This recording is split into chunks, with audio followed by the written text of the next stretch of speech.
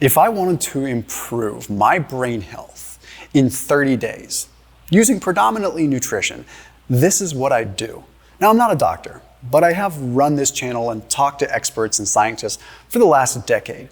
I've also done a lot of work with our special operations units, and I've seen my fair share of TBIs and how things can work to potentially improve brain health. Now, please leave a comment down below. It helps the algorithm. And if you haven't already, hit that subscribe button.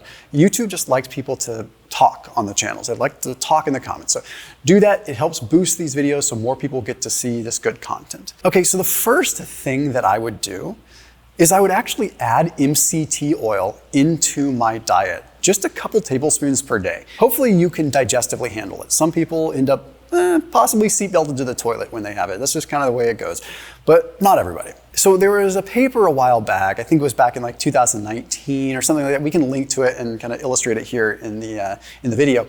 But it was looking at something called network stability. Now, network stability is the ability for the regions of the brain to communicate with each other smoothly. And network stability implies that there's less sort of static and noise in the brain, so the regions of the brain can communicate with each other better. So there's kind of this saying that like a quiet brain or a calm brain is a fast brain. So it's kind of the same as slow is smooth, smooth is fast, right? So the brain, when it's noisy and loud and crowded, it doesn't compute as well. But the regions of the brain and the overall operating and executive function can just be better when there's more quote unquote network stability. So it was demonstrated that MCT oil actually improves this because it can potentially, even if you're not on a ketogenic diet, increase ketone levels, which are known to improve network stability. So quite powerful there. So that's the first thing that I would do. The second thing's not really nutritional. The second thing is something that is so important that I feel like it's worthy at the top of this list. And that is taking a hot bath immersed up to your neck, or if you have access to a high heat sauna. An infrared sauna can work, but if you're gonna use an infrared sauna, I would almost recommend using a hot bath because it's got to get to a hot temperature. And this is something that I learned from some of the 18D guys working with the Army, and really interesting stuff. There's something called the glymphatic system. Not lymphatic system, but glymphatic system. The glymphatic system takes cerebral spinal fluid and it flushes it around your brain, and it actually allows for metabolites to clear. Okay, so your brain goes through this sort of washing, like literal brain washing, where the glymphatic system works. And that is how you clear some of the metabolites. That's how you clear things for the brain to function better. And there's strong evidence here. When you sit in a high heat sauna or you sit in a hot bath, you get your body temperature up and you're exposed to this heat where it actually creates pressure known as intracranial pressure. And this intracranial pressure is where, because the pressure change and the actual pressure, the cerebral spinal fluid can flow better. It flows better during that time and also after. So you're increasing the ability of the glymphatic system to do its job. Hugely important, which is why it's such a big part of many TBI protocols. But this doesn't have to just be for traumatic brain injury. This can be just for general brain health, trying to improve cognitive function, trying to feel smoother, trying to feel like you're able to use your brain better, right? So a hot bath is just a cheaper way to do it, right? You can, full water hot immersion is gonna get your body temperature and actually create this gradient where you actually do create more glymphatic overall flow. Not to mention the overall cerebral blood flow that you get from sitting in a sauna. That counts for something too.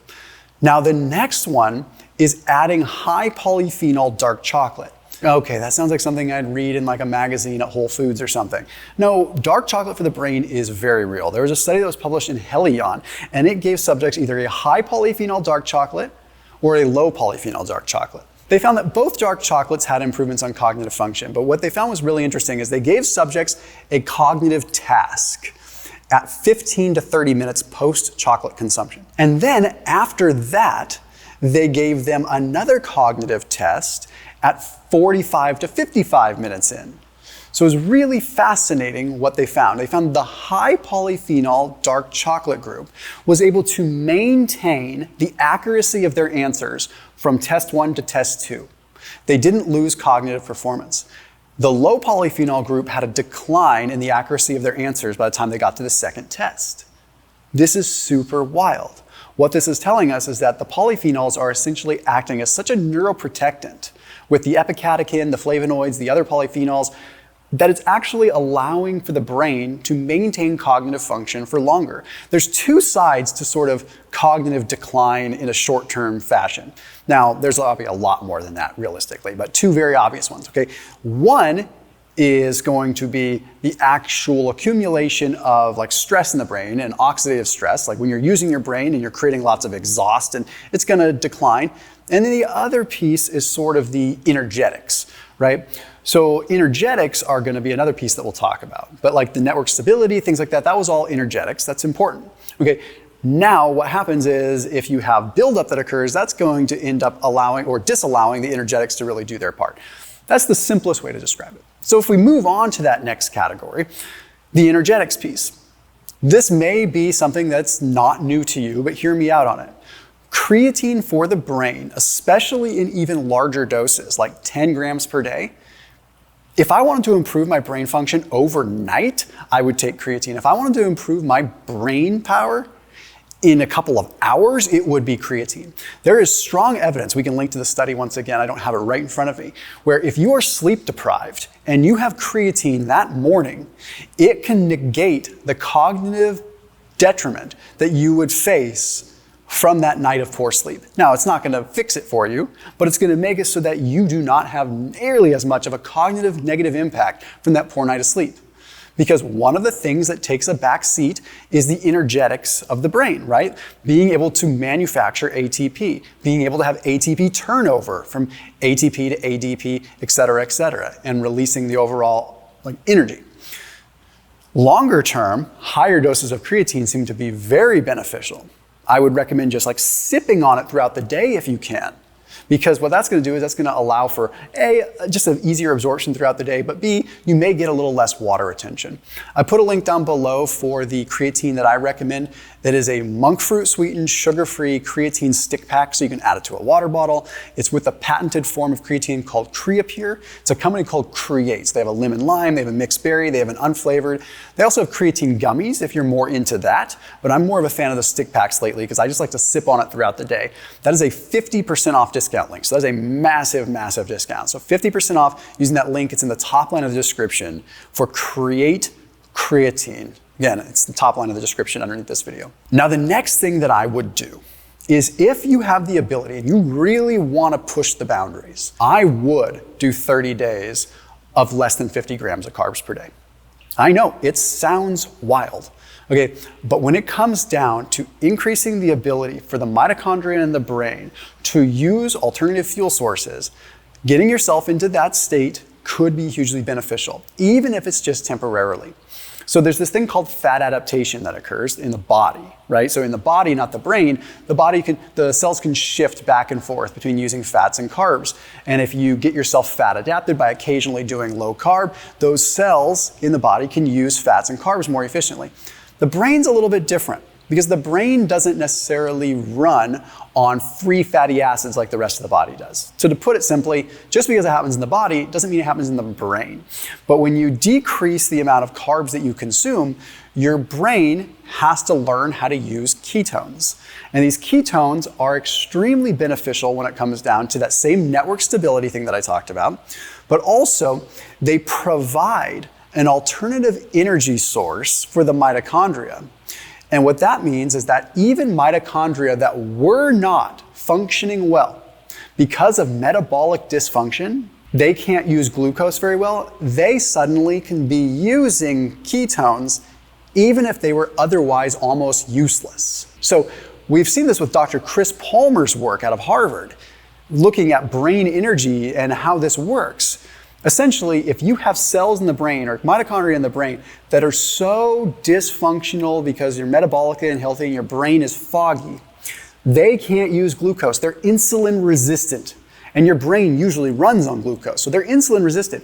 Suddenly you provide them with ketones and those mitochondria now have a fuel source and they didn't before.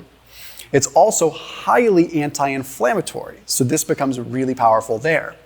So I do 30 days of less than 50 grams of carbs per day. It sounds crazy, but I would do it. Then I would do high intensity nervous system stimulating work. When I say that, I mean workouts that are extremely on or off. Everyone looks at the metabolism of the brain like the rest of the body.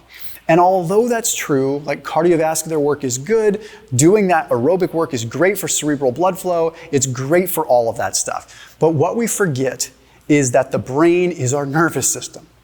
We need to tax it in a way that turns it on and gets it engaged. So if we do things like 15-second all-out sprints on an echo bike, or 15-second all-out row, something that maybe isn't going to even hurt your body too much, but 15 seconds all out. Or doing things where you have to move really rapidly. A good friend of mine that has amazing guy, he always likes to remain nameless. His name is Paulie, but he always likes to keep his identity sort of quiet. He had me do these things where like he put a band out and he had me do these flutter kicks on the band. And it was so mentally exhausting, my brain was just taxed because I was like trying to move my feet as fast as I can with recoil. It's wild, okay? Point is, you don't have to do goofy things like that, but then you would have me do like 1,500 calories as long as I could on the echo bike, and followed by like these static holds. My nervous system was fried, but I came out of there feeling sharper, okay? So there are benefits to training our nervous system, and I'm not saying you need to become some freakazoid with it. That's not the point at all. What I'm saying is that we neglect training our nervous system. We neglect training our brain. Now, that is one of the most powerful things that I did for my brain. I combine it with like the nutrition aspect, and it's really wild. The other thing that I would do is I would be making a concerted effort to consume more in the way of hard-aged cheeses, something I talk about a lot. But there is something called a C15 saturated fat, which we've seen is really good for all kinds of organs, helps with cellular fragility, it keeps the cells stronger. But we're starting to see now that saturated fats have a really positive impact on not only myelination and how the brain works, but also for potentially stabilizing cellular structure within the brain. So with this, I consume maybe 1 to 2 ounces of hard-aged cheese, right? I pay attention to things like Parmesan or Pecorino Romano. Sometimes there's supplementations you can take. There's things like C15 supplements. But I do think just getting good quality dairy fat from good quality sources, ideally even goat and sheep, if you're really wanting to push it, could be hugely, hugely beneficial. The other thing that I would do is I would resistance train. When I had Dr. Tommy Wood on my channel, Tommy Wood is an MD, PhD, amazing, amazing guy. And he published some research on how resistance training actually grows the brain. True, legit resistance training. From a BDNF perspective, all kinds of different things. It improves how the brain can actually grow and actually increases neuroplasticity, more so than even aerobic training. So we talked about the central nervous system training, but the actual resistance training that comes in, allowing for lactate to accumulate, allowing for these changes to occur. Now, how does that look? It might just be 2 or 3 days a week. It's just saying, if I wanted to improve brain health, I would focus on the central nervous system type training.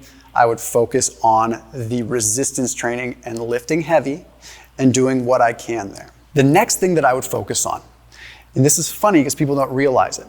We talk about the gut-brain connection with like the vagus nerve and serotonin and things like that. The bottom line is the serotonin from the gut more than likely doesn't cross into the brain. So the gut-brain axis, although very important in many ways, it's not important for the way that people think.